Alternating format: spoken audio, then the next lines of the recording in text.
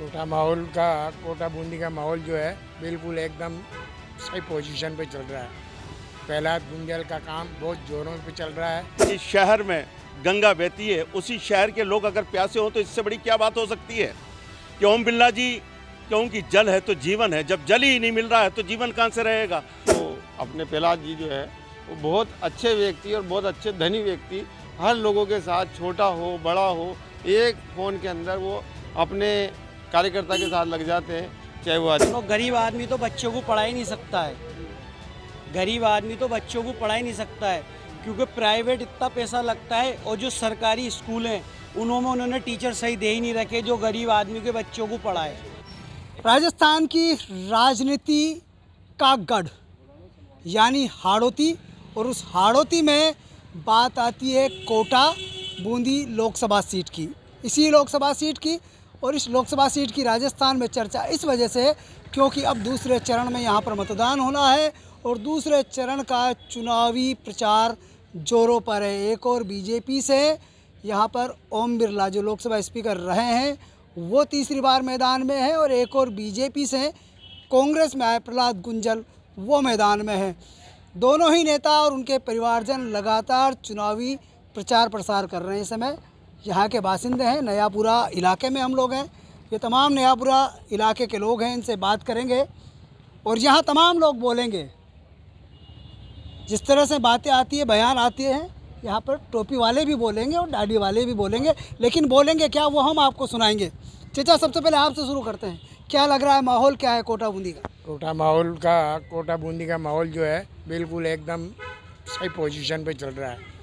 प्रहलाद गुंजल का काम बहुत जोरों पे चल रहा है, बहुत अच्छे वक्ता हैं और काम भी बढ़िया कर रहे हैं और बढ़िया काम होगा, हमें ऐसी उम्मीद है, क्योंकि ये एकदम यंग ब्लड है और अच्छा काम करेंगे। इन्होंने हमें आश्वासन दिया है कि मैं अगर बन गया तो यहाँ पर पहला काम एयरपोर्ट का होगा, वो पे एयरपोर्ट लगवाएंगे और दूसरा काम जो है यहाँ पे हॉस्पिटल का है, हॉस्पिटल के अंदर पूरे बेड्स होंगे, सफाई होगी, कई कर्मचारी सही काम करेंगे, बाकी काम जो है वक्त आने पे करते रहेंगे। ओम बिरला तो बड़ा नाम है, लोकसभा स्पीकर रह चुके। ओम बिरला बड़ा नाम है, उन्होंने 10 साल में इस विधानसभा क्षेत्र लाड़पुरा के अंदर कोई काम नहीं किया। इस मोहल्ले में जीतने के बाद एक बार भी वो बंदा नहीं आया और ना आने वाला, हमें उम्मीद भी नहीं है। इसलिए हमने निश्चय किया इस मोहल्लेवासियों ने कि हम जो वोट देंगे वो प्रहलाद गुंजल को देंगे। क्या लग रहा है, दाढ़ी वाले बाबा बोले, अब आप मूछे वाले काका क्या बोलेंगे? बिल्कुल एकदम सही है, इन्होंने जो बोला 100% सही बोला है। प्रहलाद जी का ही क्रेज है यहाँ और प्रहलाद जी ही सबसे बेस्ट कैंडिडेट है कांग्रेस पार्टी के। क्या लग रहा है, वजह क्या है, क्योंकि वो भी बीजेपी से आए हैं, निकल के बीजेपी से आए, लेकिन आज की तारीख में कांग्रेस के हैं, अभी कांग्रेस के हैं। कांग्रेस में एक बार आ जाता वो कांग्रेसी ही होता है असल, वो कोई और दूसरी तरफ नहीं देखता है। ओम बिरला जी ने क्या किया यहाँ? ओम बिरला जी ने कुछ नहीं किया, सिवाय जाना वो मोहानी मंडी और जाने इधर उधर कहीं न कहीं आए तो वहीं रहे, लेकिन यहाँ पब्लिक के बीच में नहीं आए कभी भी। तो यहाँ तो कोटा में भी कार्यालय है, बूंदी में भी है, कार्यकर्ता भी काम कर रहे हैं, दावा कहीं करते हैं, बातें कहीं वो सब करते हैं, लेकिन यहाँ पब्लिक के बीच में नहीं आते। कार्यकर्ताओं के बीच में आते होंगे, हम तो कभी गए नहीं, खैर कांग्रेस में हैं और कांग्रेसी कार्यकर्ता रहे, उधर उनके कार्यकर्ताओं में कभी गए नहीं, पता नहीं क्या करते हैं वो। लेकिन ये है कि यहाँ पब्लिक के बीच में नहीं आए, हमने पब्लिक के बीच में नहीं देखा उनको कभी। लेकिन जीतने के बाद तो फिर पब्लिक का नेता हो जाता है ना, उसको आना चाहिए। तो आना चाहिए, लेकिन वो आए नहीं। क्या समस्या है? हमें तो उम्मीद है प्रहलाद जी जरूर आएंगे, कोई भी काम पड़ेगा, कार्यकर्ता अगर जाके कहेगा तो वो उसी वक्त फौरन चले आएंगे। क्या लग रहा है, इस इलाके की समस्याएं क्या है? समस्याएं तो इलाके में कई है, कई तरह की है, उसको तो कैसे कह सकते हैं क्या है। समस्याएं कई तरह से हैं, नौकरियों की है तो और भी है, मजदूरी की भी है, बहुत सी समस्याएं हैं, पानी की भी है। कोटा के अंदर चंबल के होते हुए पानी की समस्या है, ये क्यों है? ये समस्या नहीं होनी चाहिए। नए कोटे में देखें तो पानी के लिए जो है ना लाइनें लगी रहती है। एक ये नयापुरा है जो बिल्कुल किनारे पे है, इसलिए जो नहीं यहाँ लाइनें नहीं है, लेकिन उधर नए कोटे में तो लाइन लगी हुई है। पानी की समस्या सबसे ज़्यादा है, और चंबल जबकि यहाँ है मौजूद, ये है। चंबल है, उसके बाद भी पानी की समस्या है। और क्या समस्या है देखते हैं अक़लियत को लेकर किस तरह की यहाँ समस्या है, चाहे शिक्षा की बात करें, पढ़ाई की बात करें, रोज़गार की बात करें, धंधों की बात करें। 10 सालों में कितनी चीज़ें बदली है, क्या चीज़ें हुई है? साल में सिर्फ महंगाई बढ़ी है भाई साहब। आम आदमी महंगाई से बिल्कुल परेशान है। गरीब तबके का आदमी तो 2 वक्त की रोटी भी नहीं खा रहा है। पेट्रोल जो 40 रुपये लीटर था वो आज 110 रुपये लीटर है। गैस सिलेंडर जो कांग्रेस के राज में 400 रुपये का लेते थे 1200 हो गए। और वो स्मृति ईरानी नाचती थी सिलेंडर लेके दिल्ली में इंडिया गेट पे, आज वो कुछ भी नहीं बोलती। महंगाई के बारे में मोदी जी कुछ भी नहीं बोल रहे। अमित शाह जी आए वो भी कुछ भी नहीं बोलते। बेरोजगारी सबसे अहम मुद्दा है। नौजवान पढ़े लिखे यूं ही घूम रहे हैं रोडों पे, मजदूरी भी नहीं मिल रही है। ये हाल हो गया है। इसलिए ये तो 10 साल में एक बार भी किसी लोगों से नहीं मिलते ना झांकते हैं। प्रहलाद जी ज़रूर लोगों के साथ लगते हैं, कुछ भी काम हो वो निपटाते हैं। ये तो कहते हैं कि इस बार हैट्रिक करेंगे, तीसरी बार फिर जीतेंगे, वो सब 400 पार जीतेंगे। वो तो सभी लोग कहते हैं, पर जो सामने वो आएगा आंखों के वो सब 4 तारीख को पता लग जाएगा। ये है मैं बड़ी सारी समस्या है खान साहब की, लेकिन ये तो 400 पार की बातें करते हैं, कितने पार जाएंगे? देखिए साहब, ये तो हवाएं बातें हैं, हवाएं फायर हैं कि 400 पार करेंगे। मेरा तो मानना यह है कि वह 180 और 200 के करीब भी आ जाएंगे तो बहुत बड़ी बात होगी।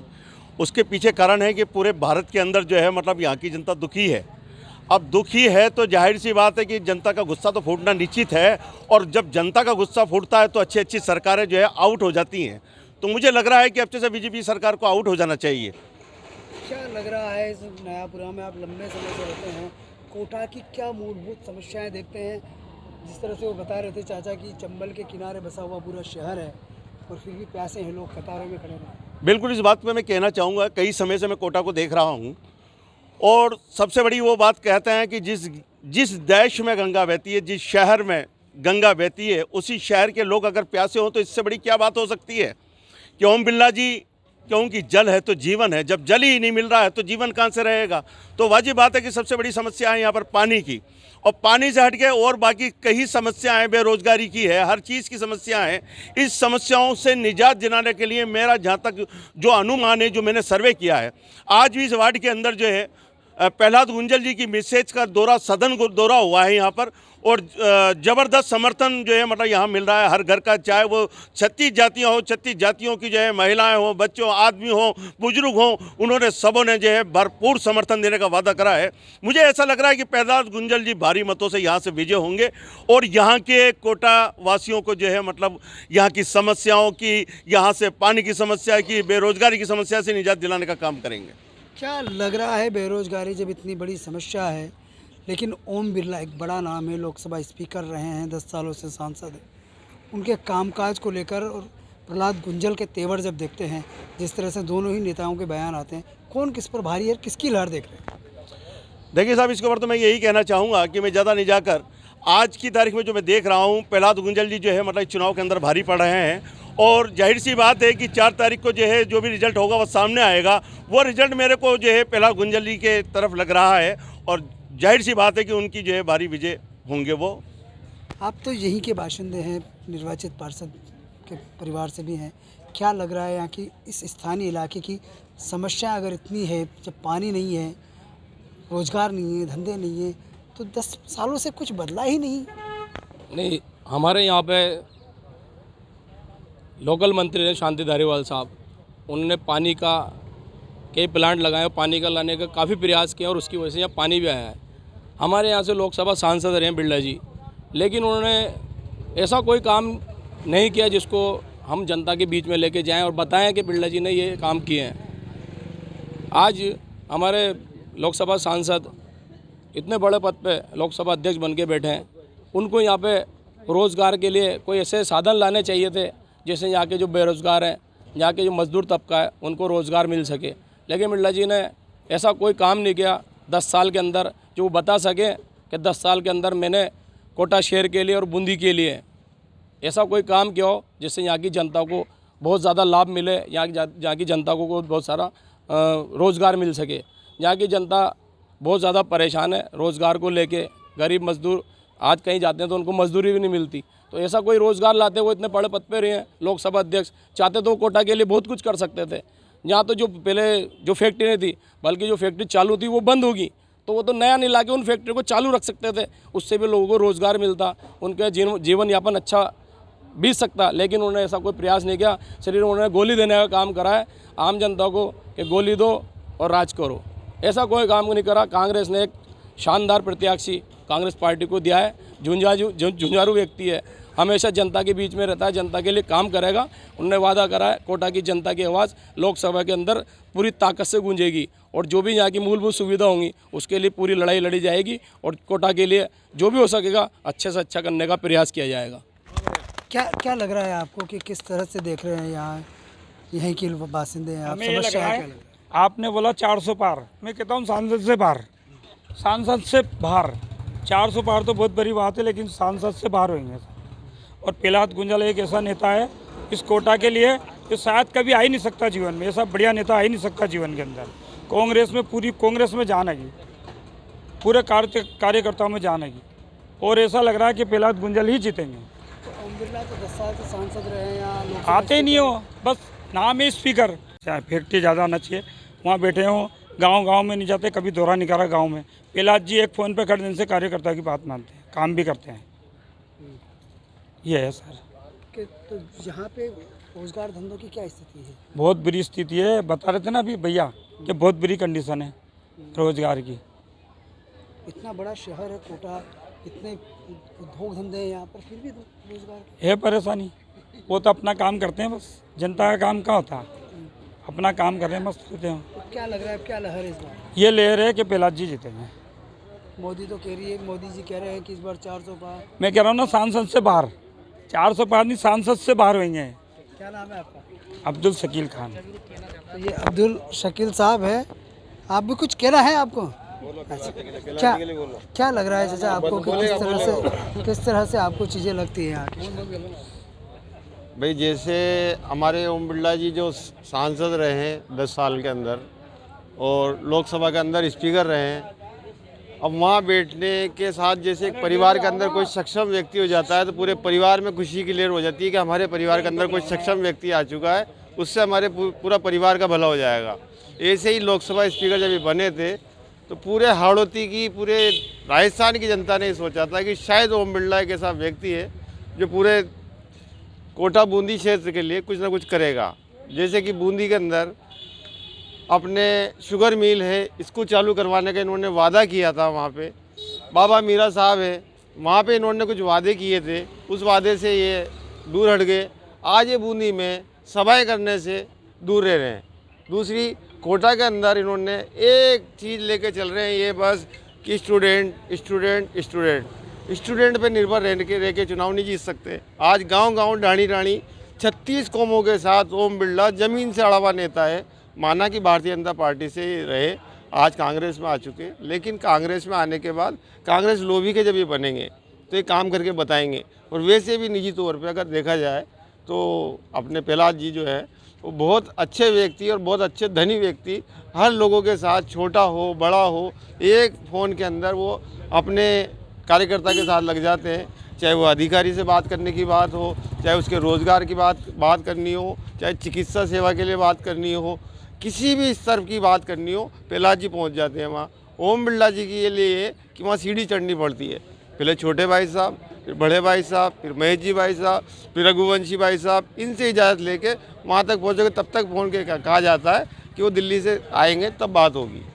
तो ऐसी सोच लेके लोकसभा के अंदर चुनाव नहीं जीता जाता। चुनाव जीता जाता है लोगों की मूलभूत सुविधाएं देख के, उनके विचार सुन के, उनकी परेशानियां देख के। लेकिन इस तरह से चुनाव नहीं जीता जाता कि भाई हमने कह दिया कि हम राम के नाम पे वोट मांग लेंगे। आज की तारीख में हर व्यक्ति सक्षम है कि कौन राम को चाहने वाला है, कौन राम को देखने वाला है, राम मंदिर कैसे बना, क्यों बना, सब व्यक्ति समझदार है। आज मोदी जी के नाम पर वोट लेके इस तरह बार आदमी व्यक्ति नहीं बनेगा। तो लोग तो कहते हैं कि मोदी जी की एक बार फिर लहर है, फिर एक बार हैट्रिक करेंगे, 400 के पार जाएंगे। पहला चरण का मतदान हो चुका, क्या देख रहे हैं दूसरे चरण के शोर चल रहा है। अगर ऐसा होता तो क्यों ओम जी बार बार दिल्ली भागते? अगर ऐसा होता तो ओम जी बार बार दिल्ली क्यों भागते? उन लोगों को पहली बार ऐसा लग रहा है कि वाकई लोकसभा का चुनाव लड़ा जाता है, ऐसे लड़ा जाता है।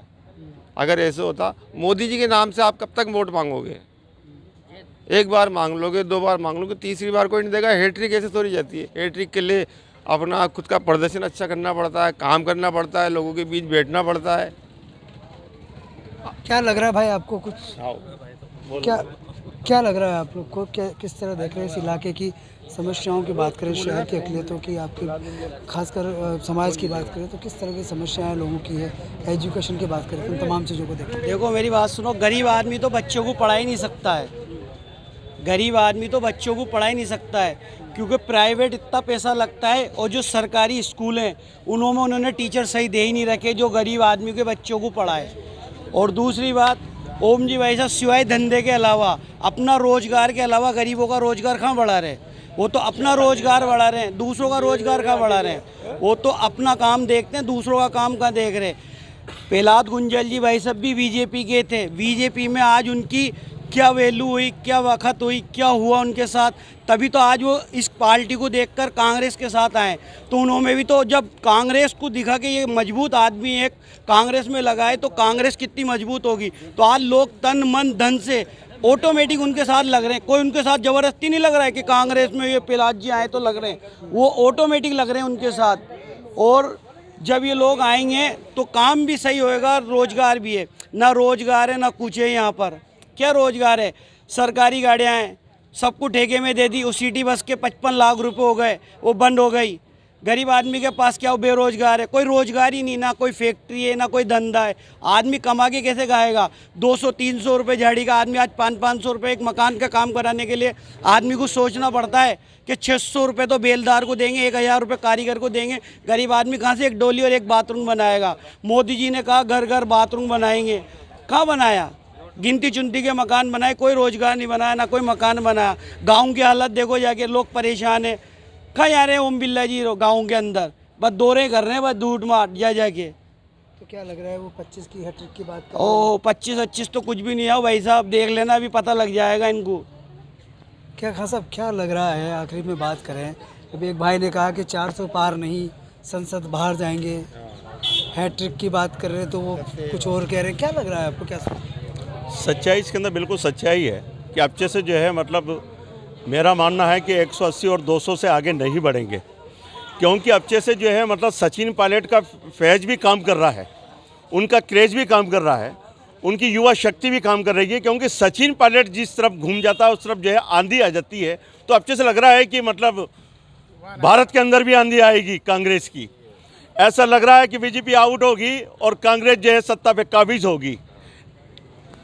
तो ये थे कोटा शहर के बासिंदे और तमाम लोगों से बातचीत करेंगे, जानने की कोशिश करेंगे, बात करेंगे कि किस तरह का माहौल है कोटा में। जिस तरह से इन लोगों ने दावे किए हैं उससे तो ये लग रहा है कि कहीं ना कहीं अब माहौल गर्मा गया है। सियासी बयानबाजी के बाद अब परिवर्तन की बयार है, लेकिन ये सब चीज़ें सामने आएगी 4 जून को, उस समय जब नतीजे घोषित होंगे।